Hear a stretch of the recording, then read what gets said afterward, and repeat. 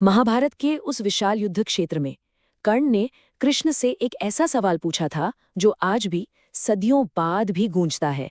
ये सवाल है नियति और हमारे अपने फैसलों के बीच की उस लड़ाई का। एक ऐसी लड़ाई जो हम सब कहीं ना कहीं अपने अंदर लड़ते हैं। जरा उस मंजर की कल्पना कीजिए। चारों तरफ युद्ध का मैदान, धूल और खून से सना हुआ कर्ण अपने टूटे रथ के पास खड़ा है और अपनी आखिरी सांसों में वो भगवान श्री कृष्ण से वो एक सवाल पूछता है जिसमें जैसे हजारों जन्मों का दर्द भरा हो। बताइए माधव, मैं कहाँ गलत था?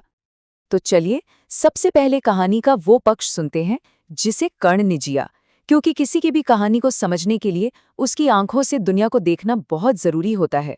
समझने की कोशिश करते हैं कि आखिर वो कौन सी बातें थीं, वो कौन सा दर्द था जिसने कर्ण को जिंदगी के इस मोड़ पर लाकर खड़ा कर दिया था।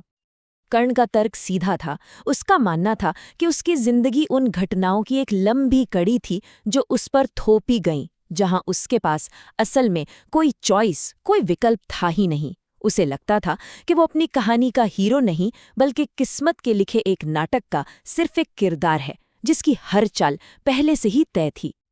कृष्ण के सामने कर्ण ने अपने जीवन की शिकायतों का जैसे पिटारा खोल दिया। जन्म होते ही माँ का छोड़ देना, समाज का उसे सूत पुत्र कहकर दुत्कारना, गुरु द्रोण और परशुराम का ज्ञान देने से मना करना, और तो और इंद्र ने भी छल से उसके कवच कुंडल ले लिए।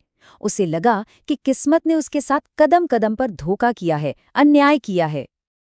लेकिन अब कहानी में वो मोड़ आता है जो इस पूरी बातचीत को पलट कर रख देता है। कृष्ण का जवाब, जो कर्ण की पूरी कहानी को एक बिल्कुल ही नए नजरिए से देखने पर मजबूर कर देता है। यह बात हालात की नहीं, बल्कि उन हालातों में लिए गए फैसलों की है। और यही कृष्ण का सबसे बड़ा तर्क था। उन्होंने कहा, कर्ण, जो तुम्हारे साथ हुआ उसमें बेशक तुम्हारा कोई दोष नहीं था, पर उसके बाद जो तुमने किया वो चुनाव तुम्हारे थे। एक ही पल में कृष्ण ने पूरी बहस को बाहरी घटनाओं से हटाकर कर्ण के अंदरूनी फैसलों पर ला खड़ा किया।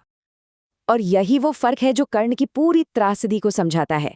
एक तरफ है कर्ण का नजरिया जो पूरी तरह से इस बात पर टिका है कि मेरे साथ क्या क्या हुआ, जन्म के समय त्याग, समाज का तिरस्कार, मिले हुए श्राप। और दूसरी तरफ है कृष्ण का नजरिया जो इस बात पर जोर देता है कि मैंने क्या चुना, किससे दोस्ती की, किस अन्याय को देखकर आंखें मूंद ली और किस पहचान को गले से लगाया। अब बात करते हैं कर्ण के जीवन के सबसे बड़े और सबसे अहम चुनाव की, दुर्योधन के लिए उसकी अटूट वफादारी। कृष्ण इसी रिश्ते की बुनियाद पर सवाल उठाते हैं, क्या ये सच में दोस्ती थी या सिर्फ एक मोह? कृष्ण ने कर्ण को समझाया कि दुर्योधन ने तुम्हें कभी सम्मान दिया ही नहीं। उसने तो तुम्हारी पीड़ा को, तुम्हारे अंदर की असुरक्षा और पहचान की भूख को अपना सबसे बड़ा हथियार बना लिया। वो दोस्ती नहीं थी, वो एक बहुत सोचा समझा राजनीतिक दांव था। और इस तथाकथित दोस्ती की कीमत क्या चुकानी पड़ी, कृष्ण ने एक एक कर गिनाया। तुम उसके दोस्त नहीं, उसकी एम्बिशन का सबसे नुकीला तीर थे। द्रौपदी का अपमान भरी सभा में होता रहा और तुम चुपचाप देखते रहे। तुमने उसका युद्ध लड़ा जो सिर्फ उसकी जिद और महत्वाकांक्षा का युद्ध था, धर्म का नहीं। तुम आजाद हो सकते थे, पर तुमने खुद दुर्योधन की गुलामी की बेड़ियां चुनी। और यहाँ ये संवाद अपने सबसे ऊंचे शिखर पर पहुंचता है, जहां कृष्ण अब हालातों से आगे बढ़कर कर्ण के अंदर की उन असली कमियों की बात करते हैं जो उसकी इस हालत की वजह बनी। तो फिर कृष्ण के हिसाब से कर्ण का असली दोष था क्या? ये मामला बाहरी परिस्थितियों का था ही नहीं, दोष तो अंदर था, उन फैसलों में जो उसने बार बार लिए।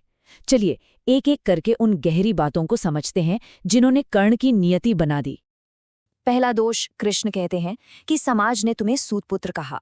ये सच है, लेकिन तुमने उस एक लेबल को, उस एक ताने को अपने आत्मसम्मान से भी बड़ा बना लिया। तुमने दुनिया को यह हक दे दिया कि वो तय करे कि तुम कौन हो। दूसरा दोष ये था कि समाज ने तुम्हें जो ठुकराया, तुमने उस ठुकराहट को इतना दिल से लगा लिया कि वही तुम्हारा धर्म बन गया। तुम्हारा हर काम, हर फैसला बस उसी एक अस्वीकृति का जवाब था। तीसरा और शायद सबसे बड़ा दोष, तुमने दोस्ती निभाने के नाम पर अन्याय को अनदेखा किया, धर्म को, सही और गलत के फर्क को नजरअंदाज कर दिया। और कृष्ण के अनुसार सबसे बड़ा अधर्म यही है, जब कोई अन्याय होते हुए देखे और फिर भी चुप रह जाए। और आखिरी दोष, तुमने अपनी गलतियों की जिम्मेदारी कभी ली ही नहीं। हर गलती को किस्मत या भाग्य का नाम देकर उसे स्वीकार कर लिया।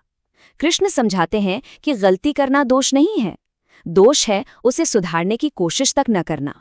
यहाँ अर्जुन और कर्ण के बीच का फर्क बिल्कुल साफ हो जाता है। देखिए, पीड़ा तो दोनों ने सही, पर जरूरी ये नहीं है कि जिंदगी में दर्द मिला, जरूरी ये है कि उस दर्द का किया क्या गया। अर्जुन ने अपनी पीड़ा को शक्ति में बदल दिया, जबकि कर्ण ने अपनी पीड़ा को क्रोध में, और क्रोध इंसान को अंधा कर देता है। अब हम इस पूरी चर्चा के अंत की तरफ बढ़ते हैं और ये देखते हैं कि ये सदियों पुरानी कहानी आज भी हम सबके लिए इतनी जरूरी क्यों है। असल में कर्ण की कहानी सिर्फ उसकी नहीं है, ये हम सभी के लिए एक आईने की तरह है।